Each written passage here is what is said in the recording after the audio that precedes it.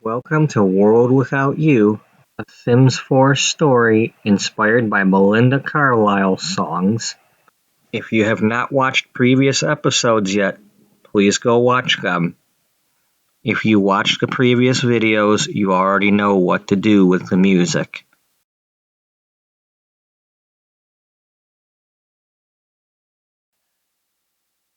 To say the least, I was floored by what my mother had told me.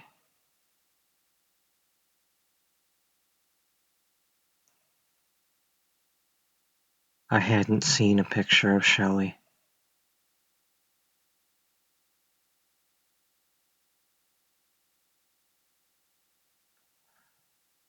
I'd always been scared to ask her anything about the past because she was always so sad. I didn't dare ask her about Daddy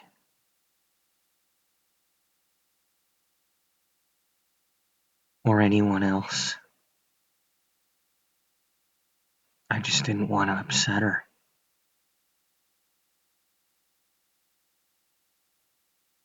I always felt like I was somehow protecting her.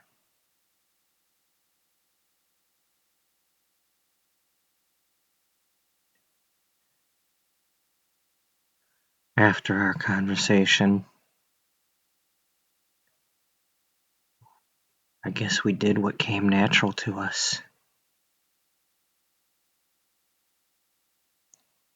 We went to watch the TV.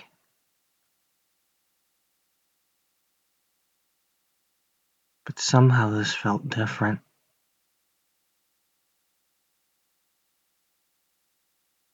It felt like I was with a friend, a long lost friend.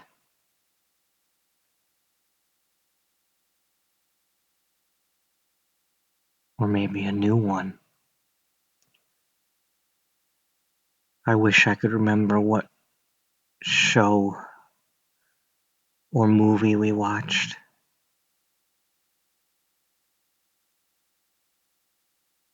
I was still trying to wrap my head around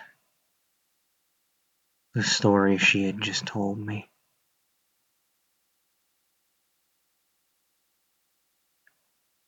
About the Newberries and the Gutierrez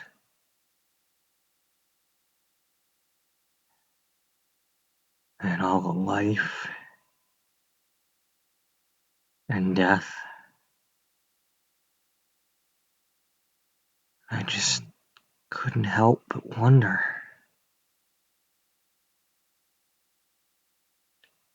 was my life any different or better or worse? I come away thinking, I've got a strawberry garden, and I would need to make sure that nothing happened to it.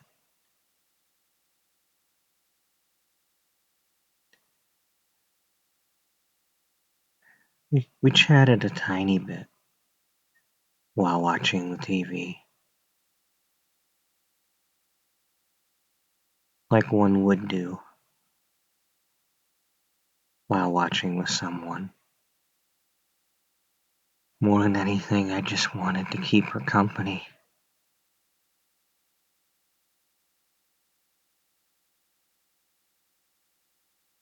I couldn't believe that she had resisted opening that bottle.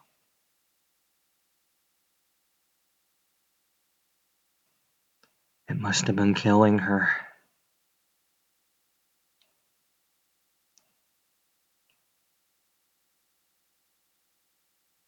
After a while, she fell asleep.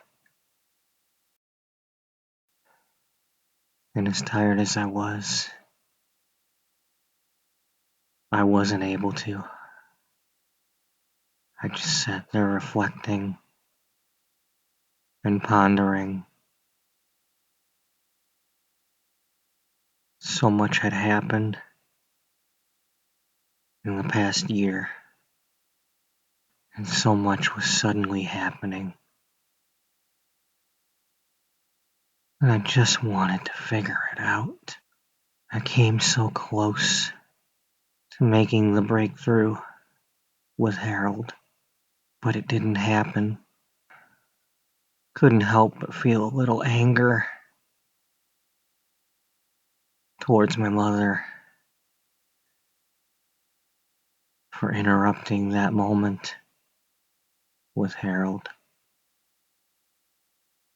But I was also so thankful that it happened, because I got to know my mother a little better.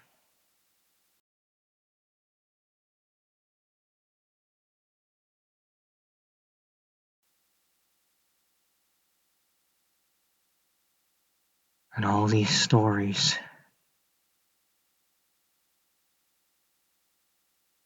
of people finding love, or a chance at love,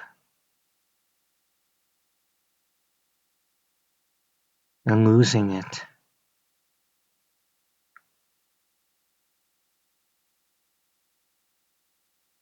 What was the right answer?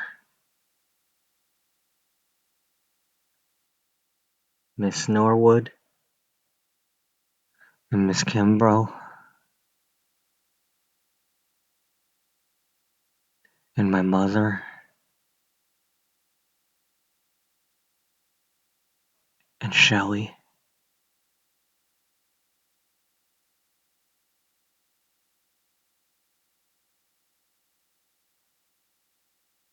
It's just so hard to figure out. When is it really love?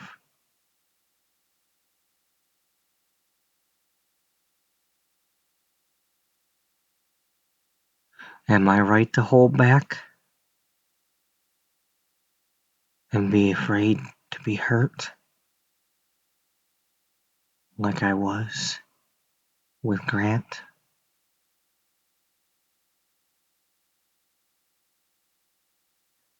And am I right to try not to hurt Ivy?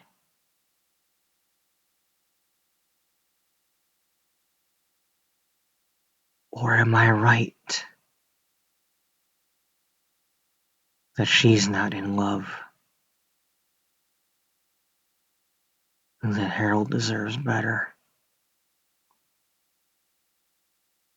And what does Harold want? Does he want me?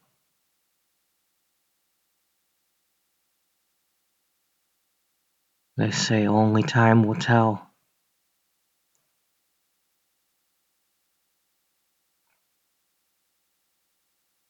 But how much time? How much time? At some point I did fall asleep. My mother must have gotten up and gone to another room. I was awakened by a TV commercial. I had heard the commercial quite often, but it was always a blur. I just remember the lady and her British accent and not much else. In the middle of the commercial, I heard my mother say something about breakfast. Do you live here? Do your children play here? Want better? Nothing can stop our wildest dreams. Contact Good morning. Civil Engineer 555 Good Life or I made you Maryquinn.ca. breakfast at Tiffany's. Let's build this together. She had made some eggs and toast.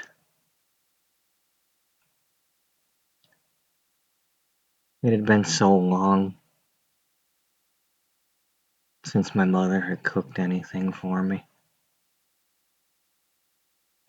but it was clear that she was trying to make up for lost time.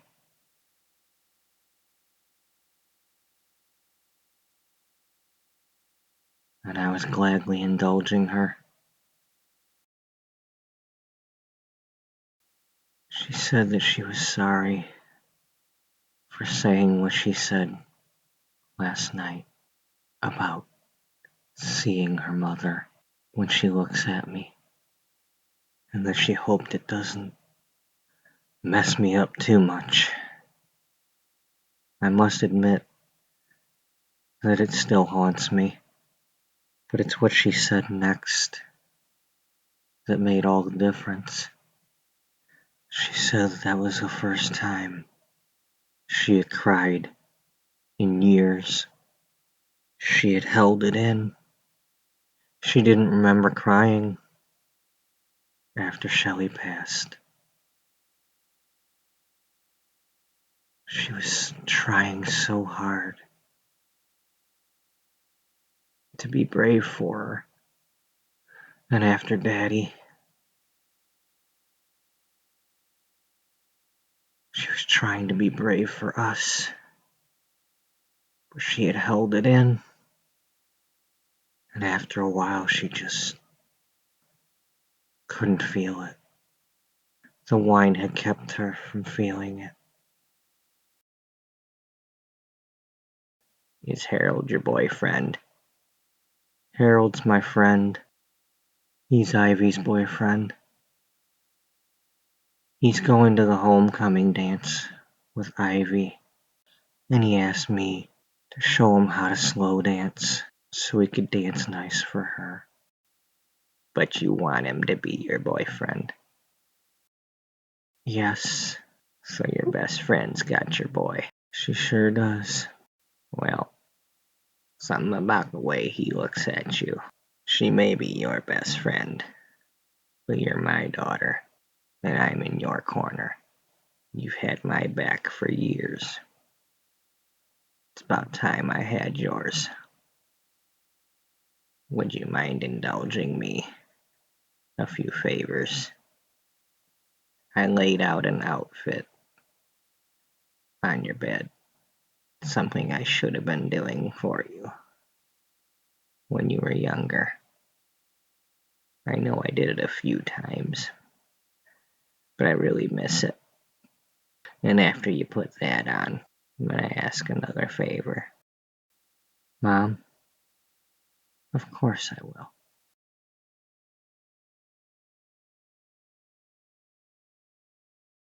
So I went to my room and put on the clothes that she had laid out.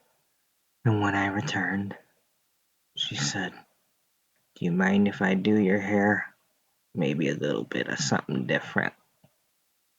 What catches eye?" And we went to the bathroom, and she put my hair into a French twist, the same as she was wearing.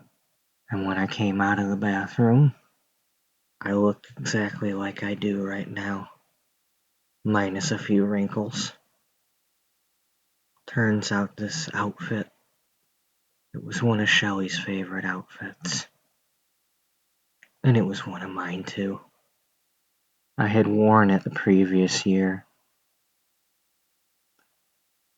while looking for something to wear for Magic Street. I came across this outfit in the basement. Miss Bird thought it was perfect. I was really looking forward to letting my mom see the videotape, so I made sure to send Ellie a text to ask if she could bring a tape for my mother. She did respond that she does have one and would bring it.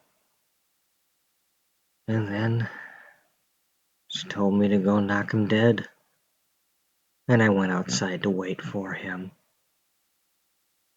and Ivy to come walking by.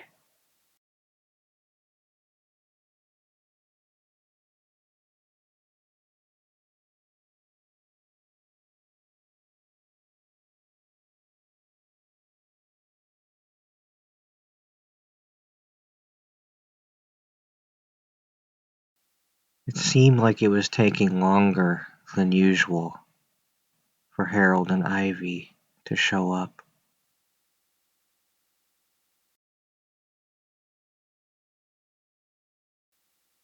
I texted Harold to see if there was a problem, and he said that Ivy wasn't answering the door. So I walked to Ivy's house to see what was going on. And when I got there, Harold was standing out front, and the house looked dark, as if nobody was home. I don't know, when I got here, house looked dark like this, and nobody's answering the door. When I text her, she's not answering either. I tried calling, but I'm I'm not getting no answer. That's strange, Harold.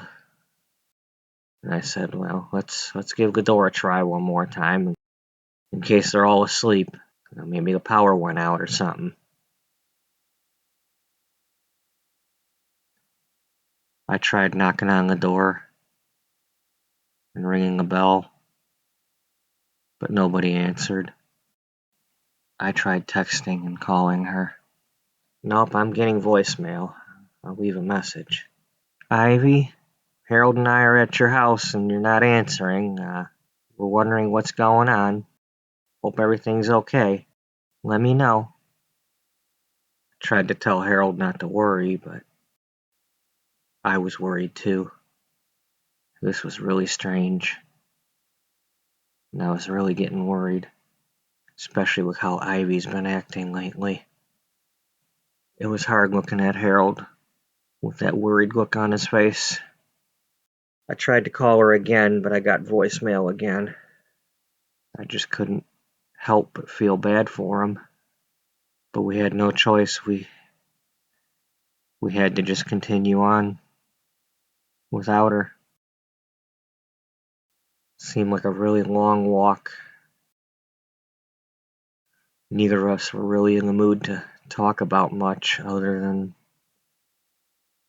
wondering what might have happened.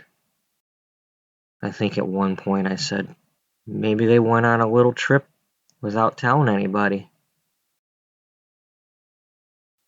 Sometimes families do that.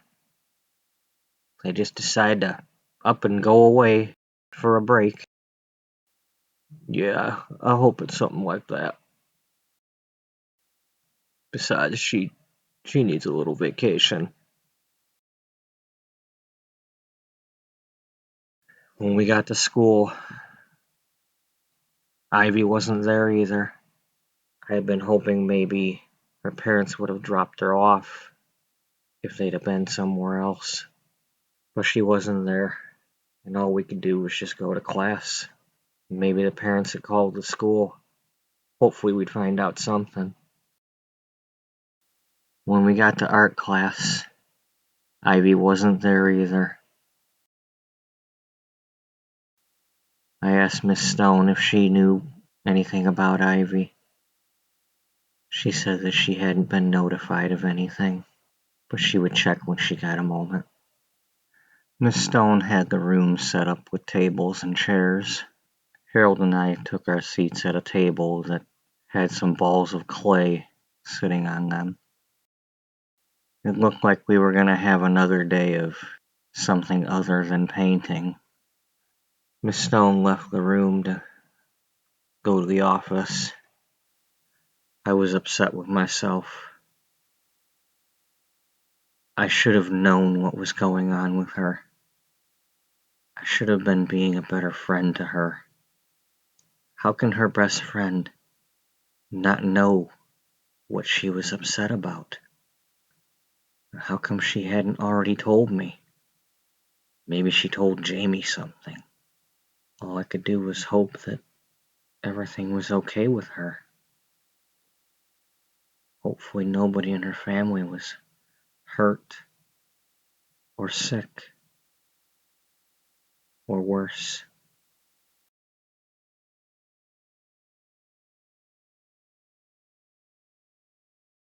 When she came back, she said that the office hadn't heard anything yet.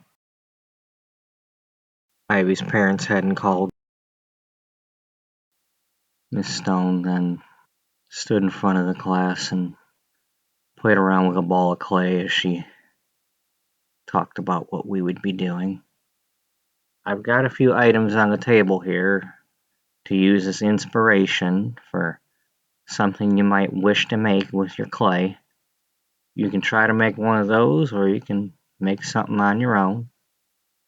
You're free to create. Just relax and have fun. And that's what we did. Or at least I was trying to. I was glad that we were sitting down and having a chance to just relax and do something. I probably would have been a little too jittery to try painting. It took Harold and I a while to get started. But eventually we got focused and we both started making something.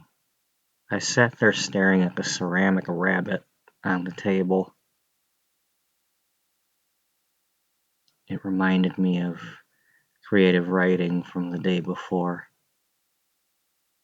when I had the rabbit sitting on my desk and how Harold had brought that alliteration out of me. So I decided to try to make a rabbit. Harold made the statue bust, and he did a really good job of it too. Marissa made the teapot.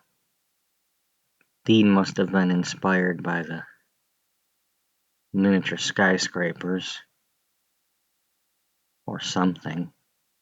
He made an Eiffel Tower, a really good one. Miss Stone had sat behind us and worked on a piece of clay herself. She made some sort of five-pointed star that kind of looked like a crystal. It reminded me of the play I was trying to work on, that I wasn't sure if I was actually going to do now. At least not for the reasons I was going to be doing it. I still needed to write stories for class, or come up with ideas to give to Ellie, and I still wanted to help Marissa. This worrying over Ivy was making me not want to hurt her when she did come back. When I got to baking class, Ivy wasn't there either. Mrs. Norwood hadn't heard anything from the office.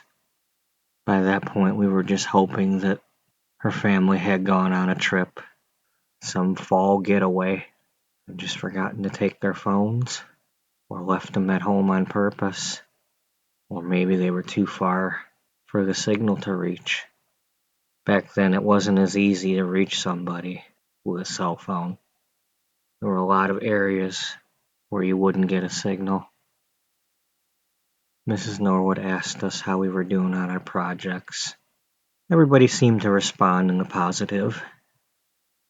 I wanted to get a chance to ask Jamie and Maribel if they knew anything, but class had already started. Mrs. Norwood said that today we would be working on pies, and that we would once again draw names to pair off, and that each group would make 2 different pies. As she was talking, I heard a knock at the door, and a familiar voice say, "You got room in that can for one more name?" And as she turned to see who it was, her face lit up. "Sequoia Redden, is that you? You are most welcome to put your name in the can." Sequoia had been out running errands, and she decided she'd stop by the school and give us a visit. I thought it was pretty cool that she was going to get to join in with us. I was wondering who she'd get paired with. When we went to draw the names, Dean paired up with Jamie, and Harold got Marissa. Maribel drew Sequoia, and that left Mrs. Norwood to pair with me. And then we drew the pies. Sequoia and Maribel had blueberry pie and key lime pie. Harold and Marissa got banana cream pie and lemon meringue. Dean and Jamie got chocolate pie and a strawberry pie. I drew sweet potato pie, and Mrs. Norwood drew raspberry pie. Mrs. Norwood said she had most of the ingredients already prepped this time around, since it was still the first week. But the next time around when we would do pies, we'd do them completely from scratch. While our pies were baking, we all gathered round and Sequoia told us all about her bakery. We got to ask her questions, and it was a nice surprise. And it definitely helped keep my mind off of Ivy for a little while. So, my reason for being here, other than just paying a visit, is to say thank you to Harold and Tiffany for coming by my bakery yesterday and helping me out of a jam. My other reason for coming is that I stopped by one of my suppliers today, the Starlight Mills flour mill. I've become good friends with Tracy, who works at the mill, and she says that they don't normally give tours, but that if some of you can go tomorrow at 1 p.m., they've got a machine that's down for maintenance, and she'd be willing to give a private tour. Mrs. Norwood said that it was too short notice for this to be an official school field trip. There was no way they could get permission slips and a bus. She said that this would have to be something that we went to on our own time by taking ourselves or having a parent take us. She wouldn't be able to drive us because she's not supposed to be driving students. But she did say that she would be there. The flour mill tour sounded like fun. I was just hoping that somehow Harold and I could both go.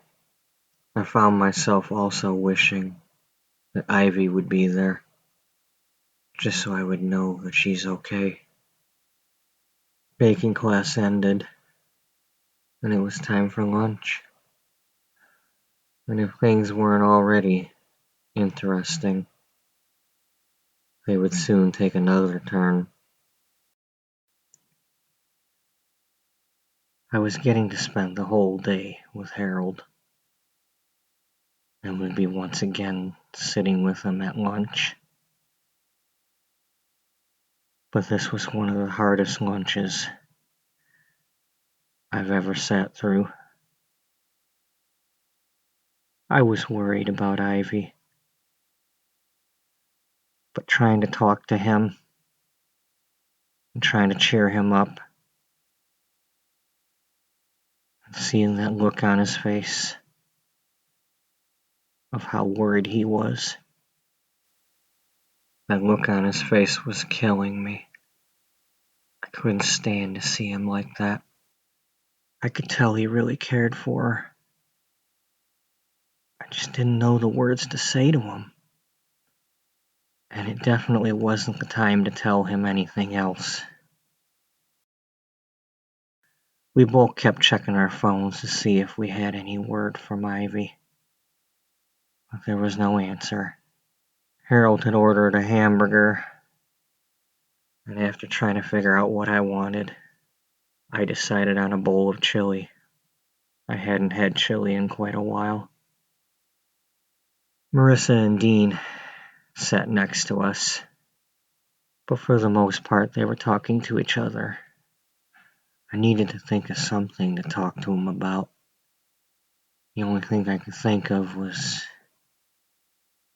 I mentioned that it was cool that Sequoia had come to visit and got to bake with us, and that got them talking a little bit.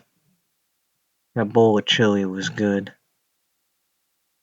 but eating that together with a can of grape soda, combined with the way my nerves were feeling, may not have been the best choice.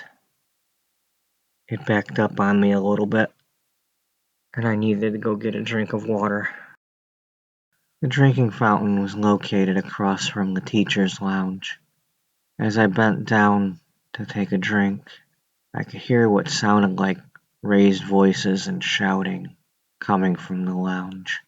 I couldn't quite make out what was being said, but it sounded like some people in there were very angry and upset. And then I heard the door about to open, so I turned away. One of the teachers left and headed down the hall.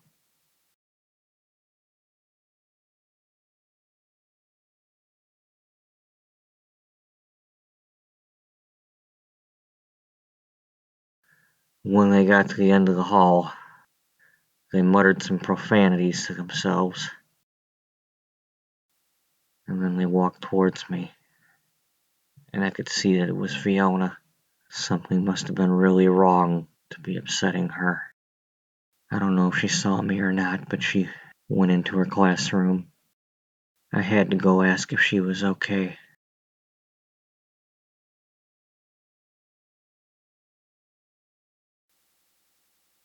When I walked in, Fiona was up by her blackboard, just staring at it. Something had to be very wrong. She looked so upset and lost. What could be troubling her?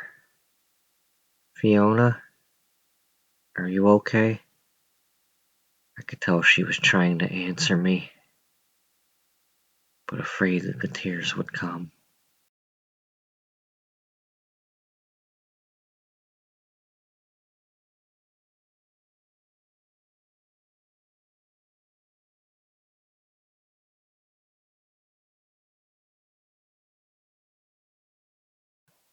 Hi, Tiff.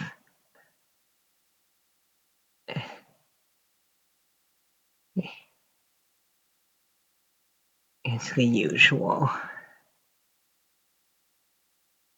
when you're a teacher. They're always talking about budget cuts.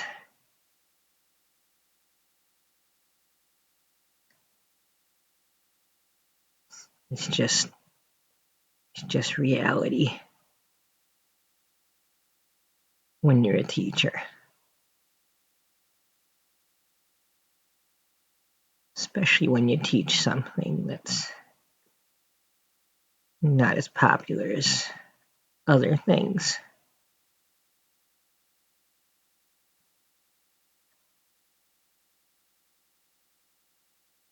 There's too many on the school board and too many parents that just don't support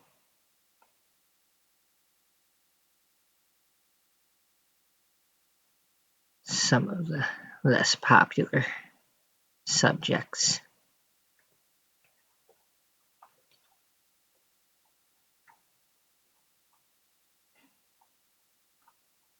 Every time they talk about budget cuts,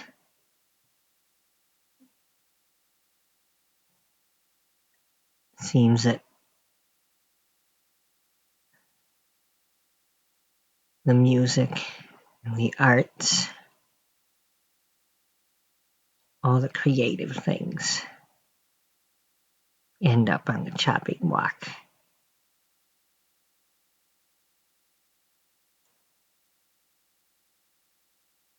Nobody knows what's happening yet. But there's a chance that some of us could lose our jobs. And I'm scared.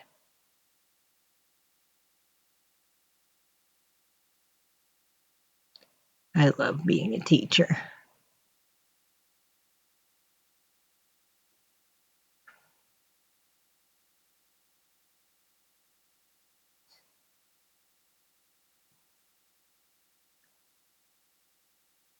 It's probably the best decision I ever made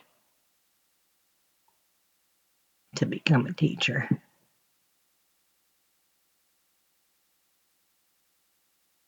then maybe what I teach isn't as important as scoring touchdowns. But learning how to add 2 plus 2.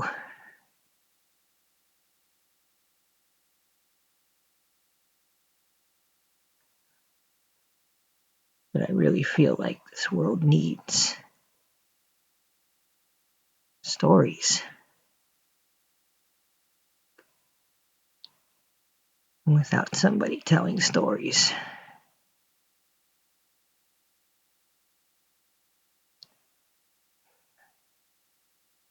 well, I think we'd be lost.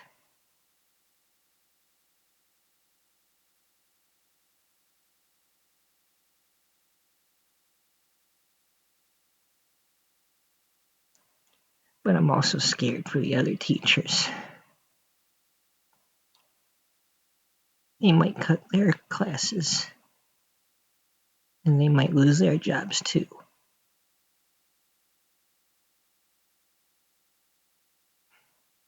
It's just so scary.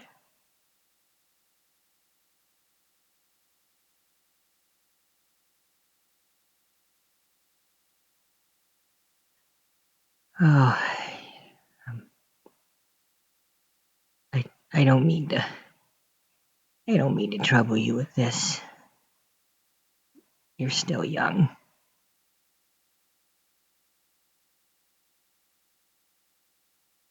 I don't want to discourage you.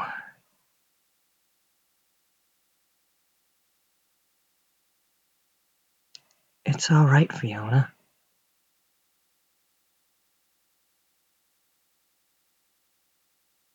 I understand.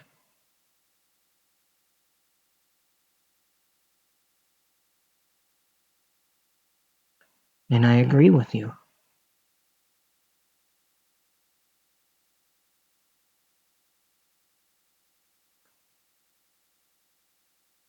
If there's anything I can do, let me know.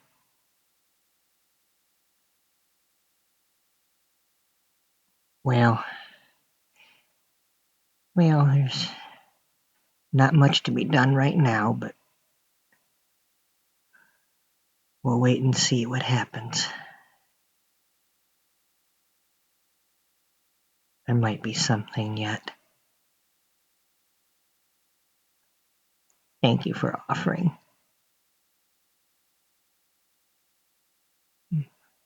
I, I like that dress you're wearing. Thanks.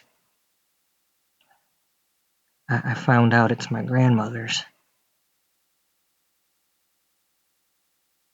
It was her favorite outfit. I can see why. It looks great on you.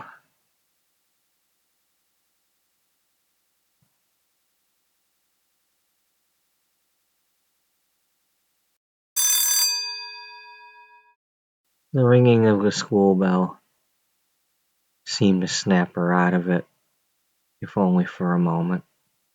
She took a moment to collect herself, and I helped her straighten up a little bit and get ready for the students to walk in. And I sat down in anticipation for what was probably going to be a nice lesson from my friend. Everybody got settled in, and we were waiting for Miss Kimbrough to start the class. But I could see she was having trouble coming up with the words to get going. I was trying to come up with some way to help her. Good afternoon, class. Hope everybody enjoyed their lunch.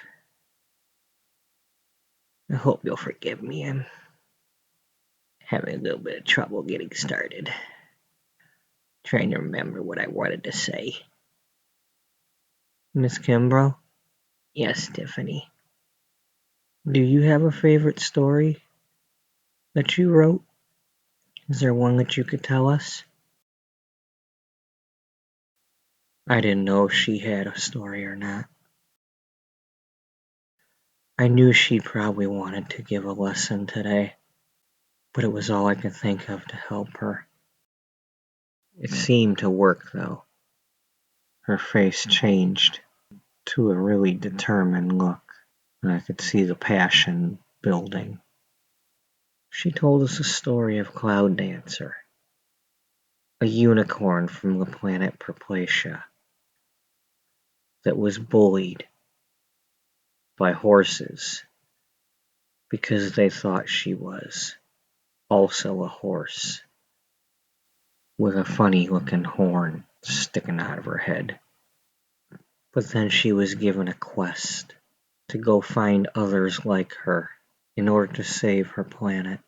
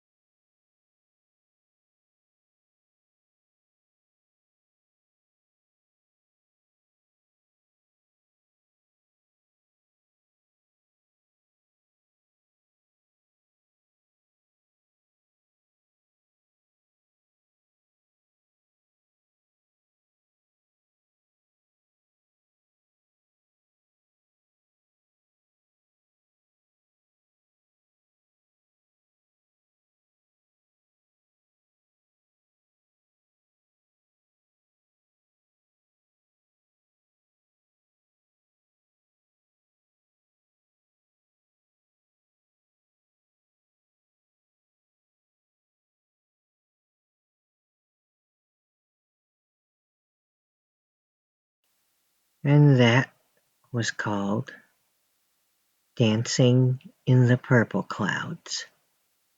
So, in my story, did anybody spot any of our technical terms? Like, did I use some alliteration? Was there a subplot? It really was a great story. She loved telling it. I really liked the story because the horse that was the worst bully had to go with the unicorn on the quest to find the others like her.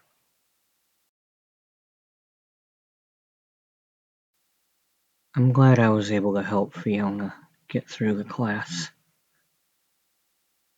but I was still a wreck. I still didn't know where Ivy was, or how to help Harold with his feelings, let alone my own. All I could do was go to my usual place. I just had to collect myself enough to get to drama class and see what today's lesson in drama would be.